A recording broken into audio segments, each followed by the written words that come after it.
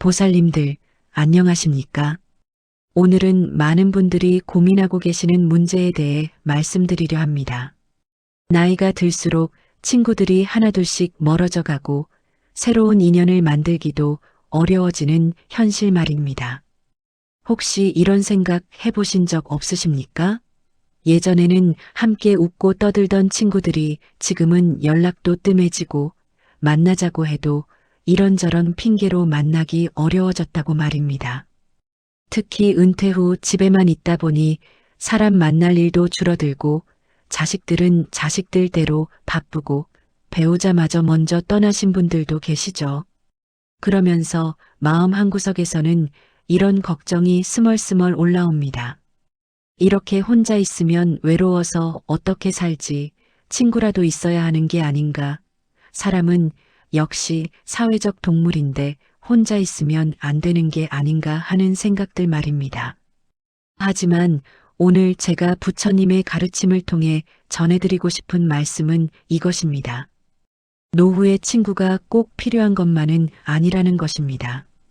오히려 진정한 행복과 평안은 다른 곳에서 찾을 수 있다는 부처님의 지혜를 함께 나누고자 합니다. 물론 좋은 친구가 있다면 그것도 복이겠지만 친구가 없다고 해서 불행한 것도 외로운 것도 아닙니다. 부처님께서는 이미 2500년 전에 우리에게 이 진리를 가르쳐 주셨습니다. 많은 분들이 나이 들수록 친구가 필요하다고 생각하시지만 사실 부처님의 관점에서 보면 전혀 다른 답이 나옵니다. 진정한 수행자는 혼자서도 충분히 행복할 수 있고 오히려 혼자 있을 때 더 깊은 깨달음을 얻을 수 있다는 것입니다. 여러분도 한번 생각해 보십시오. 어릴 때는 친구들과 어울리는 것이 즐거웠지만 나이가 들수록 그런 관계들이 때로는 피곤하게 느껴지지 않으십니까? 서로 다른 가치관, 서로 다른 생활 패턴, 서로 다른 관심사 때문에 오히려 스트레스를 받을 때도 있고 억지로 맞춰주려다 보면 자신을 잃어버리는 경우도 있습니다. 부처님께서는 중화암경에서 이렇게 말씀하셨습니다. 혼자 있는 것을 즐기고 혼자 있는 것을 좋아하며 항상 안으로 향하여 마음의 적정을 구하는 자, 이런 사람을 신들도 찬탄한다. 이 말씀의 의미가 무엇일까요? 진정한 행복은 외부에서 오는 것이 아니라 내부에서 나온다는 뜻입니다. 친구가 있어야 행복한 것이 아니라 자기 자신과 평화롭게 지낼 수 있을 때 비로소 참다운 행복을 맛볼 수 있다는 것입니다. 실제로 많은 분들이 친구와의 관계에서 오히려 상처를 받고 계십니다. 서로 다른 정치적 견해 때문에 다투기도 하고 경제적 차이 때문에 위축되기도 하고 자식들 자랑하기 경쟁에 지쳐하기도 합니다. 어떤 분은 평생 친하게 지낸 친구가 뒤에서 자신을 흉보고 다닌다는 사실을 알고 충격을 받기도 하셨습니다. 그런데 생각해 보십시오. 이런 관계가 진짜 필요한 관계일까요?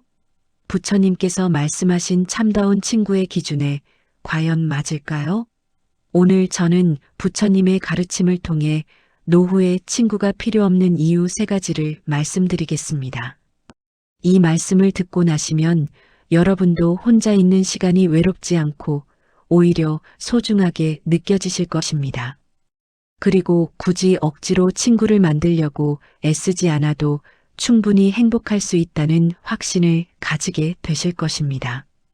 첫 번째로 말씀드릴 것은 진정한 친구를 찾기가 매우 어렵다는 점입니다. 부처님께서는 법구경에서 이런 말씀을 하셨습니다. 선한 벗을 만나지 못하면 코끼리가 숲속에서 혼자 다니듯이 혼자서 가라. 어리석은 자와 함께 있느니 차라리 혼자 있는 것이 낫다. 이 말씀이 얼마나 깊은 의미를 담고 있는지 아십니까? 부처님께서는 좋지 않은 친구와 어울리느니 차라리 혼자 있는 것이 낫다고 분명히 말씀하신 것입니다. 그렇다면 부처님이 말씀하신 좋은 친구, 즉 선지식이란 어떤 사람일까요? 불교에서 말하는 선지식은 단순히 함께 시간을 보내는 사람이 아닙니다. 자신의 수행을 도와주고 올바른 길로 인도해주며 나쁜 일을 할 때는 용기를 내어 말려주는 사람입니다. 서로의 영적 성장을 도모하고 함께 부처님의 가르침을 실천하려고 노력하는 사람입니다. 하지만 현실에서 이런 친구를 만나기가 얼마나 어려운가요? 대부분의 사람들은 자신의 이익을 먼저 생각합니다. 함께 있을 때는 좋은 말만 하다가도 등 뒤에서는 험담을 하기도 합니다. 어려울 때는 피하고 좋을 때만 가까이 오려고 합니다.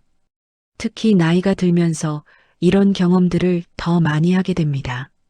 젊을 때는 서로 도움을 주고받을 일이 많았지만 나이가 들면 그런 일들도 줄어들죠. 그러다 보니 친구라고 생각했던 사람들도 점점 연락이 뜸해지고 만나더라도 겉도는 대화만 하게 됩니다. 어떤 분은 이런 이야기를 해주셨습니다. 40년을 친하게 지낸 친구가 있었는데 자신이 경제적으로 어려워지자 슬그머니 연락을 끊어버렸다는 것입니다. 반대로 자신이 경제적으로 여유가 생기니까 갑자기 연락을 자주 하는 친구도 있었답니다. 이런 경험을 하고 나니 진정한 친구가 누구인지 알 수 없게 되었다고 하시더군요. 조주선사의 어록에 이런 말씀이 있습니다. 참된 친구는 1000명 중에 1명 찾기도 어렵다. 그러니 나쁜 친구 100명보다 좋은 친구 1명이 낫고 좋은 친구 1명보다 친구 없이 혼자 수행하는 것이 더 낫다. 이 말씀의 의미를 깊이 생각해 보시기 바랍니다. 진정한 친구를 만나는 것은 정말 어려운 일이고 그런 친구를 만나지 못했다면 굳이 억지로 관계를 만들 필요가 없다는 것입니다. 실제로 많은 분들이 외로움 때문에 서둘러 친구를 사귀려다가 오히려 더 큰 상처를 받는 경우를 봅니다. 경로당이나 복지관에서 만난 사람들과 억지로 친해지려다가 성격이 안 맞아서 다투게 되거나 금전적인 문제로 사이가 틀어지는 경우들을 많이 보셨을 것입니다. 부처님께서는 이런 현실을 이미 아시고 계셨기 때문에 혼자 있는 것을 두려워하지 말라고 가르쳐 주신 것입니다. 진정한 친구가 없다면 굳이 가짜 친구들과 시간을 낭비하지 말고 차라리 혼자서 수행에 정진하라는 뜻입니다. 그렇다면 구체적으로 어떻게 해야 할까요? 먼저 자신과 친해지는 연습을 해보시기 바랍니다. 매일 아침 일어나서 거울 속의 자신에게 오늘도 고생 많으셨습니다라고 인사해 보십시오. 혼자 차를 마실 때도 나 자신과 함께하는 소중한 시간이구나라고 생각해 보십시오. 또한 혼자 있는 시간을 수행의 시간으로 활용하시기 바랍니다. 염불을 하거나 경전을 읽거나 참선을 하면서 내면의 평화를 기르는 것입니다. 이런 시간들이 쌓이다 보면 굳이 다른 사람이 없어도 충분히 행복할 수 있다는 것을 깨닫게 됩니다. 부처님께서도 29세에 출가하신 후 6년간 혼자서 고행을 하셨습니다. 그 시간 동안 누구의 도움도 받지 않고 오로지 자신의 마음과 마주하면서 깨달음을 얻으셨습니다.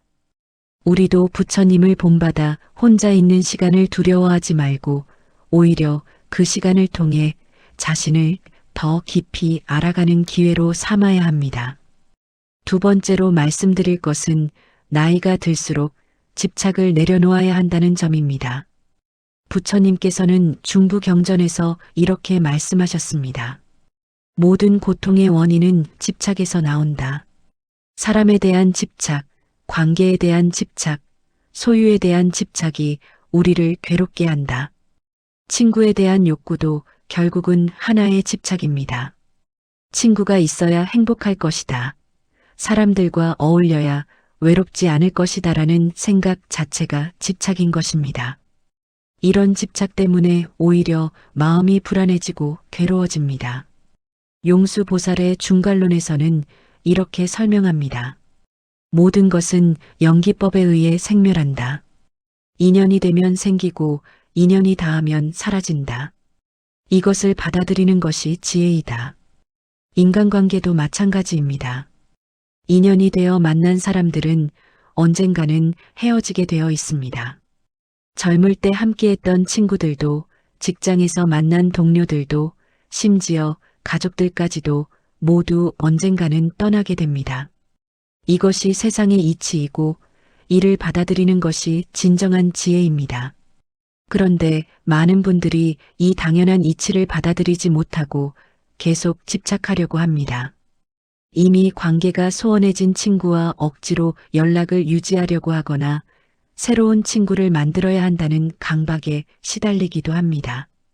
어떤 할머니는 이런 말씀을 하셨습니다. 평생 절친이라고 생각했던 친구가 치매에 걸려서 자신을 알아보지 못하게 되었다는 것입니다. 처음에는 너무 속상하고 슬펐지만 나중에는 이것도 인연의 법칙이구나라고 받아들이게 되었답니다. 그러고 나니 마음이 훨씬 편해졌다고 하시더군요. 원효 대사의 일심사상에서도 이런 가르침을 찾을 수 있습니다. 일체의 분별은 마음에서 일어난다. 좋고 나쁘다는 것도 있고 없다는 것도 모두 마음의 작용이다. 이 마음을 비우면 모든 것이 평등하다. 친구가 있고 없고 하는 것도 결국 마음의 분별입니다. 친구가 있으면 좋고 없으면 나쁘다고 생각하는 것 자체가 분별심에서 나오는 것입니다. 이런 분별심을 내려놓고 있는 그대로를 받아들이면 친구가 있든 없든 상관없이 평안할 수 있습니다. 특히 노년기는 인생에서 가장 많은 것을 내려놓아야 하는 시기입니다. 직업도 내려놓고 사회적 지위도 내려놓고 젊을 때의 꿈과 욕망도 내려놓아야 합니다. 이런 과정에서 인간관계에 대한 집착도 함께 내려놓는 것이 자연스러운 순리입니다. 그렇다고 해서 사람들과 단절하고 살라는 뜻은 아닙니다. 인연이 되면 만나고 인연이 닿으면 헤어지되 거기에 집착하지 않는다는 뜻입니다. 친구가 생기면 감사히 여기고 친구가 없어도 불안해하지 않는다는 뜻입니다. 달마대사의 면벽9년 이야기를 아시죠? 달마대사는 9년 동안 벽을 보며 앉아서 참선을 하셨습니다. 그 9년 동안 누구와도 말하지 않고 누구와도 교류하지 않았습니다. 하지만 그 시간이 외롭거나 괴로운 시간이 아니었습니다. 오히려 가장 충만하고 행복한 시간이었습니다. 우리도 달마대사를 본받아 혼자 있는 시간을 즐길 수 있어야 합니다. 친구가 없다고 해서 불안해하지 말고 오히려 그 시간을 통해 자신의 내면을 더 깊이 들여다보는 기회로 삼아야 합니다. 구체적인 실천 방법을 말씀드리면 먼저 친구가 있어야 한다는 생각을 내려놓으시기 바랍니다. 대신 인연이 되면 만나고 인연이 닿으면 헤어지는 것이 자연스러운 일이다라고 생각하십시오. 또한 혼자 있는 시간에 집착을 내려놓는 연습을 해보시기 바랍니다. 나는 누구의 관심도 받지 않아도 괜찮다.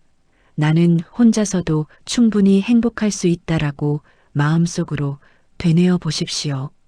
이런 연습을 계속하다 보면 점차 친구에 대한 집착이 줄어들고 마음이 편안해집니다.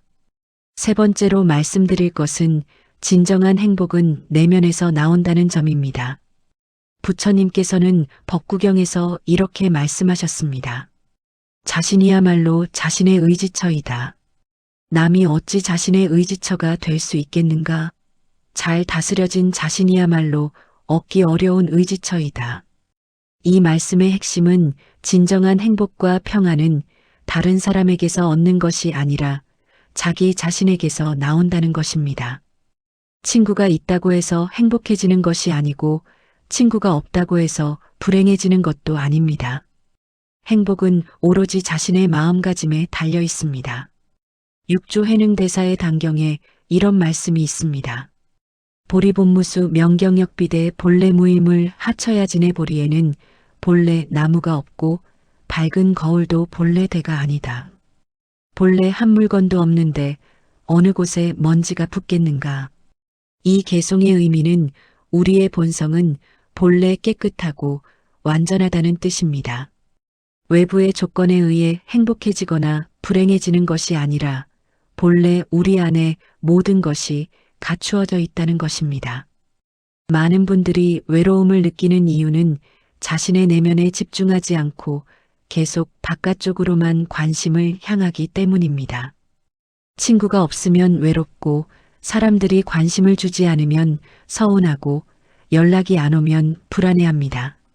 하지만 이런 감정들은 모두 자신의 본래 마음을 모르기 때문에 생기는 것입니다. 부처님께서 깨달음을 얻으신 후에 하신 첫 번째 말씀이 무엇인지 아십니까? 기이하도다, 기이하도다.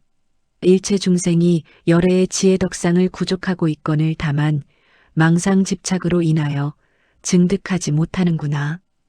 모든 중생, 즉 우리 모두가 이미 부처님과 같은 지혜와 덕상을 완전히 갖추고 있다는 말씀입니다. 단지 망상과 집착 때문에 그것을 깨닫지 못할 뿐입니다. 친구가 있어야 행복하다고 생각하는 것도 하나의 망상입니다. 이미 우리 안에 완전한 행복이 있는데 그것을 모르고 밖에서 찾으려고 하는 것입니다. 실제로 많은 분들이 혼자 있을 때 오히려 더 평안함을 느끼신다고 합니다.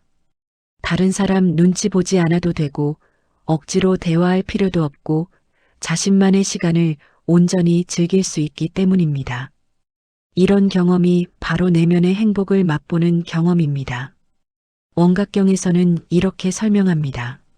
모든 중생이 본래 성불되어 있다. 다만 무명에 덮여서 깨닫지 못할 뿐이다. 무명을 걷어내면 본래의 광명한 마음이 드러난다. 친구가 없어서 외롭다고 생각하는 것도 하나의 무명입니다. 본래 우리 마음은 완전하고 충족되어 있는데 그것을 모르고 계속 밖에서 뭔가를 채우려고 하는 것입니다. 어떤 스님은 이런 비유를 들어주셨습니다. 사막에서 목마른 사람이 신기루를 보고 물이 있다고 생각해서 계속 쫓아가지만 결국 물을 얻지 못합니다. 하지만 그 사람이 가지고 다니는 물통 안에는 이미 충분한 물이 들어 있었다는 것입니다. 친구를 찾아 헤매는 것도 마찬가지입니다. 밖에서 행복을 찾으려고 하지만 이미 우리 안에 모든 행복이 있습니다. 그렇다면 구체적으로 어떻게 내면의 행복을 발견할 수 있을까요? 먼저 매일 조용한 시간을 만들어 자신과 대화해 보시기 바랍니다. 나는 지금 이 순간 무엇을 느끼고 있는가? 나는 지금 이 순간 무엇을 필요로 하는가? 라고 자문자답해 보십시오. 또한 자연과 함께하는 시간을 늘려보시기 바랍니다.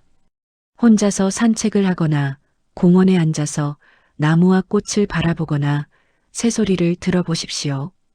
이런 시간들이 쌓이다 보면 굳이 사람이 없어도 충분히 행복할 수 있다는 것을 깨닫게 됩니다. 참선이나 명상도 좋은 방법입니다. 매일 30분씩이라도 조용히 앉아서 호흡에 집중해 보십시오. 들숨과 날숨을 느끼면서 점차 마음을 고요하게 만들어 보십시오. 이런 연습을 계속하다 보면 내면의 평화를 경험하게 됩니다. 염불 수행도 훌륭한 방법입니다. 나무 아미타불을 천천히 정성스럽게 염송하면서 마음을 부처님께 집중해 보십시오. 이때 중요한 것은 다른 생각을 하지 않고 오로지 부처님의 이름에만 집중하는 것입니다. 이렇게 하다 보면 마음이 점차 맑아지고 평안해집니다. 독경도 좋습니다. 금강경이나 반야심경 같은 경전을 소리내어 읽어보십시오. 처음에는 뜻을 모르더라도 상관없습니다. 부처님의 말씀을 입으로 염송하는 것만으로도 마음이 정화되고 지혜가 생깁니다. 어떤 분은 혼자 있는 시간에 일기를 쓰시기도 합니다. 하루 있었던 일을 돌아보면서 감사한 일들을 찾아서 적어보는 것입니다. 오늘은 날씨가 맑아서 감사했다. 오늘은 몸이 건강해서 감사했다. 오늘은 맛있는 밥을 먹을 수 있어서 감사했다. 이런 식으로 말입니다. 이렇게 내면에 집중하는 연습을 계속하다 보면 점차 외부 조건에 의존하지 않고도 행복할 수 있게 됩니다. 친구가 있든 없든 사람들이 관심을 보이든 말든 상관없이 자족할 수 있게 됩니다. 이것이 바로 부처님께서 가르쳐 주신 진정한 행복의 길입니다. 마지막으로 네 번째 이유를 말씀드리겠습니다. 바로 노년기는 영적 완성의 시기라는 점입니다. 부처님께서는 장하암경에서 인생을 네 단계로 나누어 설명하셨습니다. 첫 번째는 학습기로 배우고 익히는 시기입니다. 두 번째는 가사기로 가정을 이루고 사회적 역할을 하는 시기입니다. 세 번째는 임서기로 숲속으로 들어가 수행에 정진하는 시기입니다. 네 번째는 유행기로 완전히 세속을 떠나 도를 구하는 시기입니다. 이 가르침에 따르면 노년기는 바로 세 번째와 네 번째 단계에 해당합니다. 즉, 세상의 일들로부터 점차 물러나서 영적인 완성을 추구해야 하는 시기라는 뜻입니다. 이때는 사회적 관계나 인간관계보다는 자신의 영혼과 부처님과의 관계에 더 집중해야 합니다. 조계종의 계조이신 진울 스님의 수선사결에서는 이렇게 말씀하고 있습니다. 나이가 들수록 세상사에 마음을 두지 말고 오로지 도업에만 정진하라. 죽음이 가까워올수록 더욱 간절히 수행해야 한다. 이 말씀의 의미를 깊이 새겨보시기 바랍니다. 젊을 때는 친구들과 어울리며 세상 이야기를 하는 것이 자연스러웠지만 나이가 들수록은 그런 일들보다는 더 근본적인 문제들을 고민해야 한다는 것입니다. 나는 누구인가? 나는 어디서 와서 어디로 가는가? 진정한 행복이란 무엇인가? 이런 문제들 말입니다. 실제로 많은 분들이 나이가 들면서 이런 근본적인 질문들을 하게 됩니다. 젊을 때는 돈 벌고 출세하고 자식 키우는 일에만 몰두했지만 이제는 그래서 인생이 뭐지? 라는 질문을 하게 됩니다. 이런 질문들은 친구들과의 잡담으로는 해결되지 않습니다. 오로지 혼자서 깊이 사색하고 수행할 때만 답을 얻을 수 있습니다. 용성 스님의 각해일륜에서는 이런 말씀이 있습니다. 늙어서도 세상 일에 마음을 쓰는 자는 참으로 어리석은 자다. 이미 해가 서산에 기울었는데 아직도 밭일 걱정을 하는 농부와 같다. 이 비유가 얼마나 적절한지 생각해 보십시오.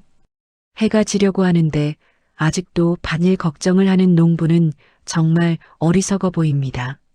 마찬가지로 인생의 황혼기에 이르렀는데도 여전히 친구 사귀기나 인간관계에만 매달리는 것은 어리석은 일입니다. 대신 이 소중한 시간을 영적 완성을 위해 사용해야 합니다.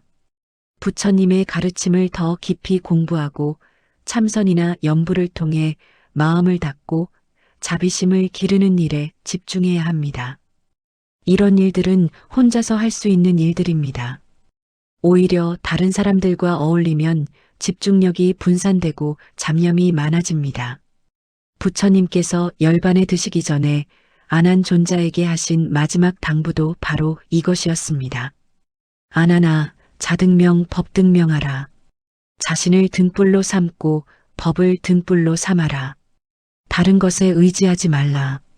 이 말씀의 의미가 무엇일까요?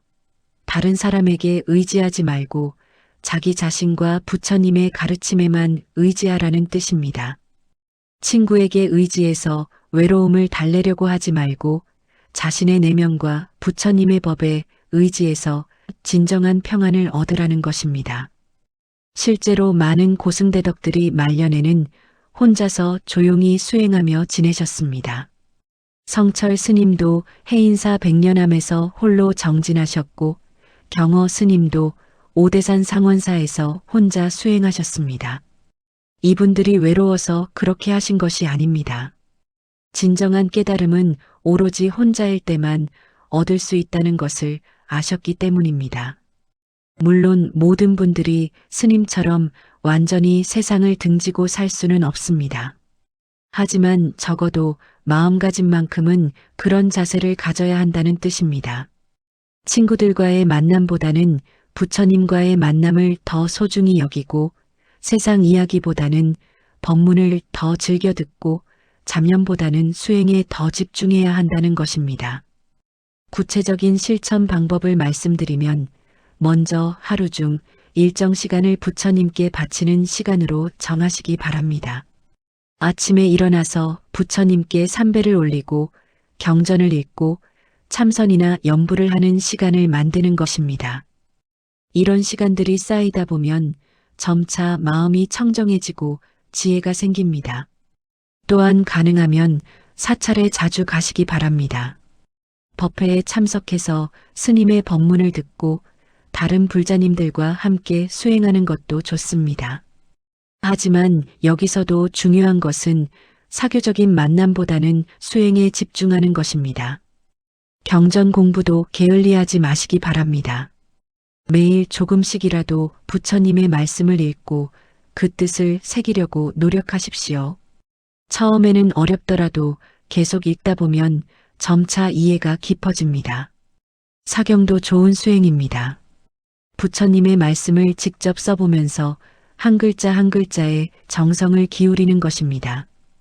이렇게 하면 마음이 집중되고 공덕도 쌓을 수 있습니다. 자비행도 실천해 보시기 바랍니다.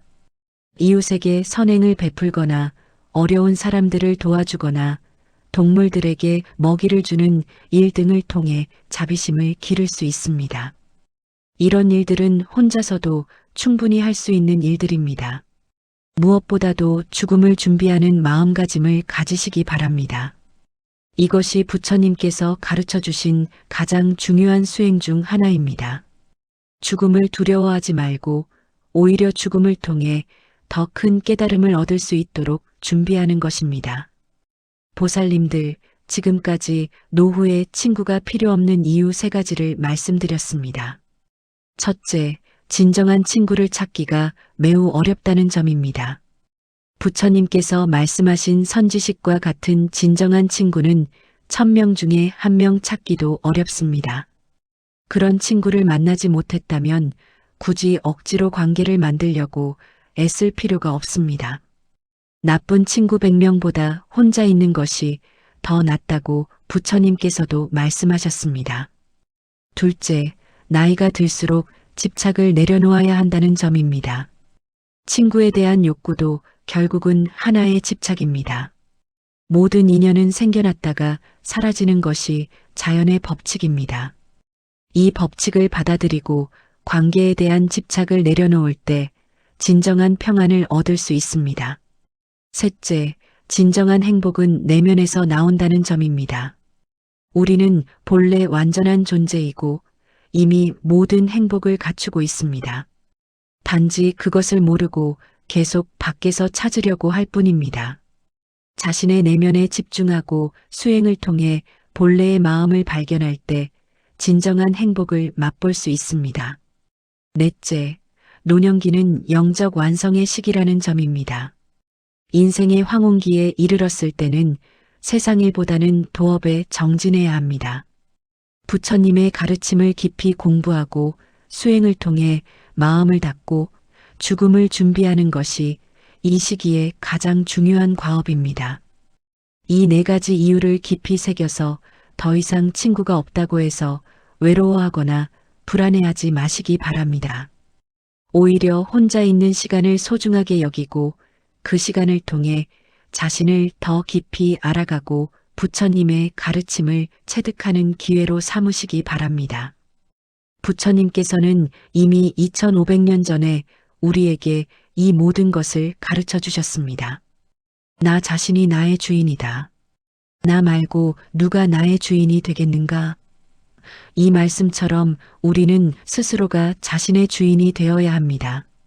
다른 사람에게 의존해서 행복을 찾으려 하지 말고 자신의 힘으로 행복을 만들어 가야 합니다. 친구가 없어도 괜찮습니다. 혼자 있어도 외롭지 않습니다. 부처님과 함께하고 법과 함께하고 자신의 본래 마음과 함께한다면 그보다 더 좋은 동반자가 어디 있겠습니까? 오늘 제 법문이 여러분의 마음에 작은 위안이라도 되었다면 그것만으로도 감사한 일입니다.